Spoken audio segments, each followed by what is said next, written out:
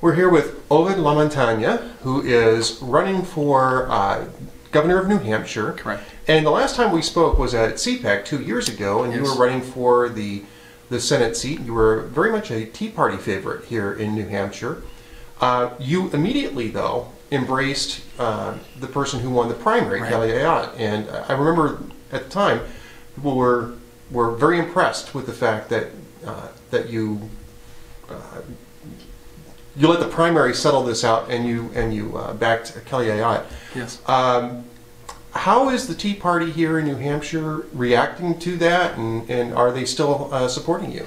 Well, it's interesting you asked that question. When I had the day after the primary, for your viewers out there, we were within 1% of the vote in that primary for U.S. Senate in 2010. And of course, our primary is in September, so there's precious little time between the primary and the general election. I saw the gap was really going to be too large to overcome unless there was a real issue out there.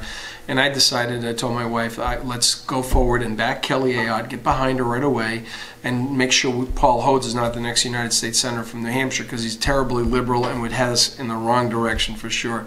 So my wife looked at me and she said, well, you understand if you do this, that a lot of people who are behind you are going to leave you because they want you to fight on. And I said, honey, I'm going to do the right thing. And so I took that, made that decision, made our announcement at a press conference thinking that might be the end of my political career. And I've been overwhelmed by the positive reaction, which I didn't expect, frankly, among Tea Party activists and others who, you know, really aren't thinking about themselves so much as about the movement and the cause of restoring the country to conservative principles that are so important and embedded in the Constitution. And so I worked hard for Kelly's reelection. She did win by a lot, helped the rest of the ticket. New Hampshire saw the largest swing in the 2010 election cycle from going to a deep blue to a bright red. And that's very important for us in terms of charting our own course here in New Hampshire. I'm a firm believer that the best way to save this country is to put the states on the strongest footing possible. And in New Hampshire, I want to make sure that in New Hampshire, we're going to be the most competitive state when it comes to attracting businesses and raising a family and all. But that requires having leadership up and down the ticket, up and down the ballot, who believes in conservative principles.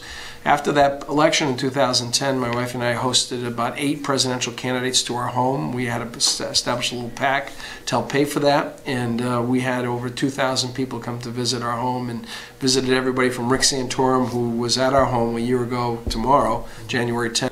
You were saying that we've hosted we've hosted 8 candidates to our home over the last year or so. Over 2,000 people have come to visit them. Rick Santorum was the first on January 10th. Of 2011, and he had over 150 people come out to the house. We didn't know if it was too early in the cycle or not, but he was ready to get going, and we hope. I know he recruited a number of volunteers at that time who still are with him, and obviously, you know, very encouraged right now with his trend. And the last one we had was on October 1st with Governor Rick Perry. And after the process was over, by that time I had announced I'd be a candidate for governor. I decided that I wouldn't endorse anyone publicly. I would just simply get behind the ticket. And I'm ready to do that here in New Hampshire. Whoever the nominee is, I'm pleased and honored to be on the ballot with them if I win our primary. And then make sure that New Hampshire goes red in the general election for president as well as for offices up and down the ballot. And of course, the office that you're running for governor is going to be one of those correct offices on the ballot. This is a 4-year term, right? It's a 2-year term in New Hampshire. 2-year term in New Hampshire. So tell us a little bit about who's governor now and why you want that position. Well, first of all, the governor now is John Lynch. He's been in as governor for 4 terms, and he's decided not to seek re-election next year. So I decided, actually, before he made that announcement, that I would run for governor this cycle. And largely, it's the other side of the coin, Ed, from why I ran for U.S. Senate to begin with. I ran for the United States Senate because I wanted to go to Washington to devolve power out of Washington back to the states and the people, to get ourselves back into the 4 corners of the Constitution, to put ourselves onto a path of fiscal solvency at a governmental level. And I think the best way to do that is not just to send people to Washington, but also to elect people at the state level who say, we want to take care of education and health care and business regulation. We don't want Uncle Sam doing it. And that's what motivates me in large part to run for governor here in New Hampshire. I was chairman of the State Board of Education in the mid-90s. Then at that time there was Goals 2000 was the education stimulus money that was being offered to the states. And as chairman of the State Board, I led our board as the only board in the country to say no to more federal oversight of our schools. And people were critical of that, especially the liberal educrats. But it was the right decision then. It would be the right decision now, but it shows that I was conservative and a federalist before it was cool. Now I think we have an opportunity to really implement that when it comes to saying to the federal government, we want full control over elementary and secondary education, fully fund special ed, and get out of the business of micromanaging it. And on health care, I want the federal government to block grant Medicare and Medicaid, not just the Medicaid part of it, but also Medicare. I think we can do a better job in New Hampshire assuring that our senior citizens are getting the kind of care that they need and deserve in a much better way than through a federal government program, which we have now in Medicare, which it doesn't work. It actually drives up the costs and lowers the quality of health care. Let New Hampshire come up with a plan, and Massachusetts and other states, and I think that's the direction we're going in. That's the direction they're going in Canada. And I don't want to use Canada as an example, but certainly that is a trend that I think we need to start to really implement. And as governor, that's what I'm going to ask for. The first thing I would do, Ed, if I'm elected governor of New Hampshire, is join the other states in suing the federal government on Obamacare. And if my attorney general didn't do it, I would do it myself. The attorney general isn't appointed by the governor to co-extend with the term. He or she has their own term of office, so right. They're constitutional officers. So those are the kinds of things that I would want to do. The reason I'm running is to advance what I think is a true federalist system and conservative principles based on the Constitution of the United States and New Hampshire. Mr. Lamontagne, the issue of block granting Medicare, just because it intrigues me that you put that out there. I haven't heard that before. You've heard about the Paul Ryan plan, which is more of a premium support plan. Would you consider that maybe an alternative to block granting Medicare? That would be an improvement. It would certainly move us into the right direction. And the Texas Institute, if you're interested in looking at this, is the one that's promoting the idea. Actually, I was articulating this idea before, and somebody from the Texas Institute called me and said, hey, we have this program that is encouraging the states to sign off as part of a compact, a healthcare compact, to push for block granting Medicare back to the states. And so the Paul Ryan plan, as I understand it, really moves us more into a market-based healthcare system, and that's what ultimately I would want to do here in New Hampshire. I wouldn't want to simply have a one-size-fits-all approach either. At the state level, I think you could actually do quite a bit of work to create a market environment here, free market environment, bring some free market dynamics into healthcare to drive down costs, increase quality, and get government out of the micromanagement of healthcare. It's one of our biggest expenses, both on an employer side as well as personally, where we're putting our money. And I'm not opposed to that, other than to say if it's not being efficiently administered and it's arbitrarily driving up costs, I don't want that. The market will sugar that off. But I think we have the best healthcare system in the world, even though it's probably run in the worst type of delivery system because of the over-involvement of government. You talk about federalism, and you talk about the role of government. Of a governor.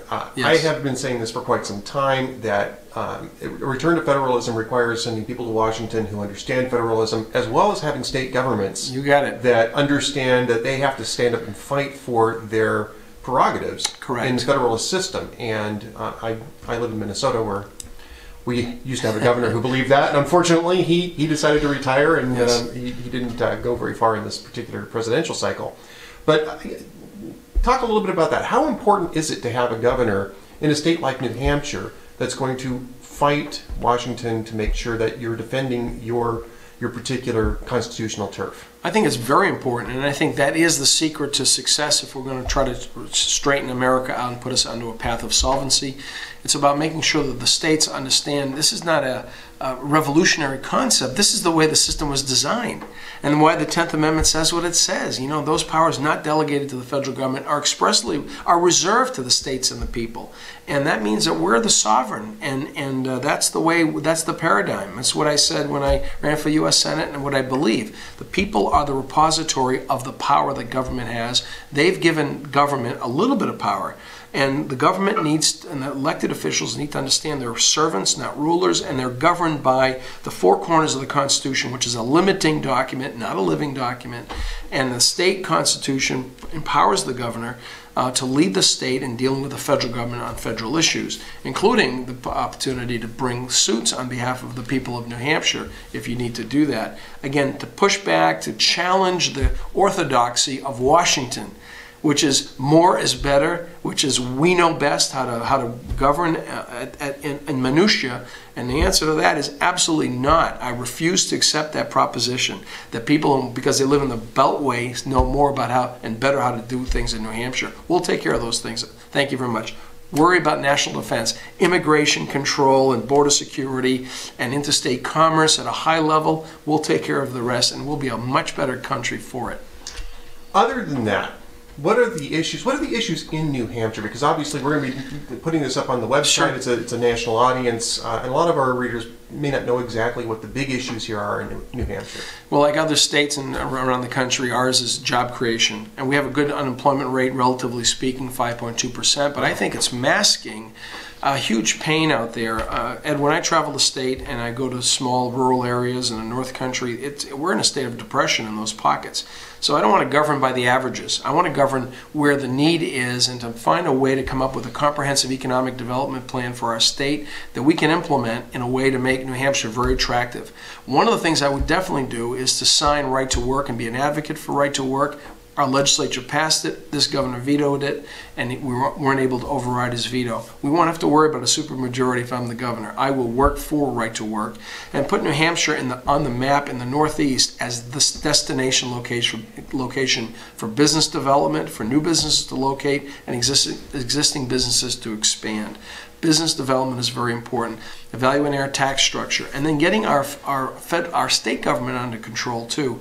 This may not be as interesting to people around the country, but I think like a lot of states, there's sort of an institutional inertia. If we've been doing things the same way for 20, 30 years, as to where we're going to keep doing them. I don't think so. I think we need to challenge every delivery system we have, look at the departments, the programs, and do zero-based budgeting in a real way. That's not how we do business in Concord. That's how I'll do business. And lastly, I'm going to issue an executive order after I direct the Attorney General to bring a lawsuit to join the other states, which we haven't done against Obamacare, is to issue an executive order to suspend any rulemaking dead in their tracks for 90 days at least, so we can see what rules are being proposed, and then to require all the department heads and the commissioners and other bodies that are promulgating rules and regulations within the executive branch to develop a comprehensive economic impact analysis. How much are these rules going to cost businesses or individuals? What's the burden of compliance? And then make a cost-benefit analysis about what it is that we're trying to achieve with these rules